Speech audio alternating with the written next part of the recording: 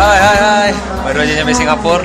Sebenarnya kita ini udah diburu-buru nih karena kita mau ketemu Agar jam 10. Tapi sekarang masih di bandara. Mudah-mudahan sih nggak telat ya.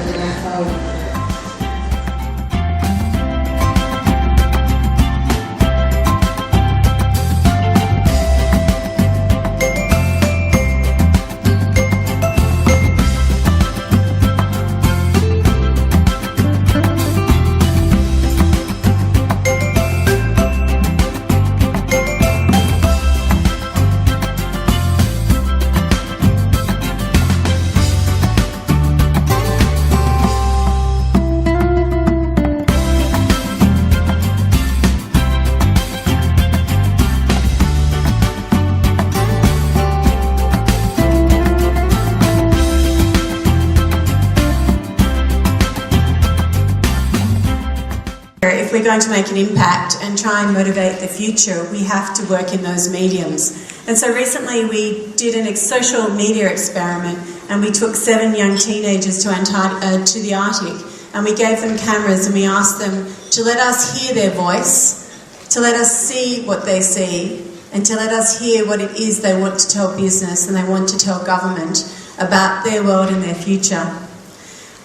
We made a short film with them that is going to be shown at the COP21 conference. And I'm excited to say that it's not quite finished, but you're actually going to be the first to get a sneak peek of it here today. It's being launched at IMAX Paris on the 30th of November. But I'm even more proud to say that we have 2 of the young people who went on that expedition have flown from Indonesia today to be with us. And I'd like to invite Kevin and Nesha to come to the stage. I'm so super proud of these 2 young people, and I want you to give them a warm round of applause. And as they come to the stage, maybe we can actually play their film. Thank you.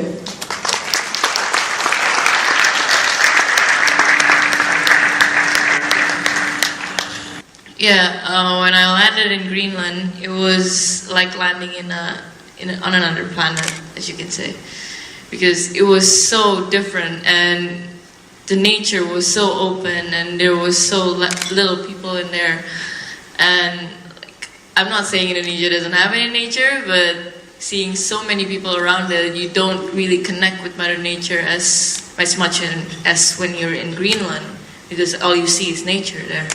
So I had a really good connection and like a whole new respect for Mother Nature as well when I went there. And also, I did not expect to be more educated about climate change, because I was already educated because I'm on a natural science major and I've already learned about climate change since I was young. But going there and seeing the effects through my own eyes, what we're doing on the other side of the planet is affecting so much in the Arctic, and then hearing stories from Australia, my friends in Australia who's joined us there, and then from Germany, what they've experienced in their own country, bushfires and heat waves. It was really like sad to hear, and I started to think very globally on the problems that we need to do this together. We cannot do this alone. Wonderful. Kevin, would you like to reflect on your experiences? Yes, never thought in my life that I would be there in the Arctic, because I came from tropical country, and when first I get there, actually I was like, oh my gosh, I'm in the land of Hobbit. You know, it's a totally different world. I've never seen something like that before. But it's kind of shocking because we got shocked because the ice is melting 7 meters per year. And then there was also a fact that now trees are growing up in Greenland, because back in 20 years, from I heard from the local people, there were no trees in Greenland. It grew only like 60 or 70 centimeters. But now I see a lot of pine trees and high trees, and it's kind of shocking. Before this expedition, I was actually quite aware of the climate change and stuff, but I see that as a future problem that probably it will happen in the next 500 years. But this expedition changed my life. It made me realize that this is really happening, and it's happening so fast, and I think we're under crisis now. Absolutely. I had a question for both of you. Having sat through this morning's discussion, listening to a whole bunch of people dressed in suits and government officials. Sorry, we're not wearing. Do you? No, I prefer to be wearing that. I normally try to, but Tony tells me I can't. Do you feel more optimistic or less optimistic given your experience and also having listened to some of the presentations this morning? I definitely feel very optimistic because such forum exists in the first place. Because I was just talking about that we need to do more sustainable development, and you have it here, like a business forum for sustainable development. And hearing that they're actually building sustainable cities now, it makes me, gives me hope that they're actually doing something now. And I can't wait to see what you all build. I want to build one too. Like renewable energies is a new thing now, basically. And keep the pressure on. I mean, it's the young people that vote, and we all vote, but you need to keep the pressure on. Kevin, I can sort of guess what you're going to say. You look like a fairly optimistic character, but optimistic is not pessimistic. Yep.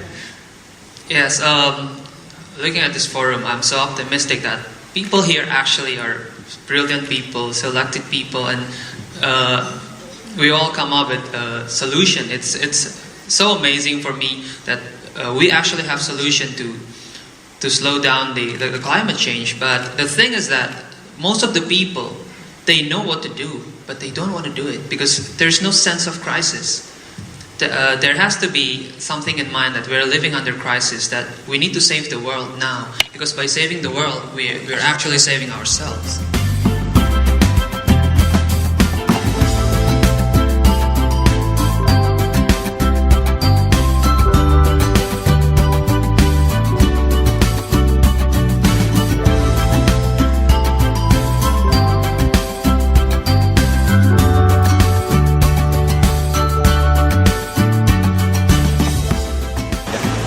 Ya, kita lagi on the way ke gate. Habis ini mau pulang balik ke Jakarta.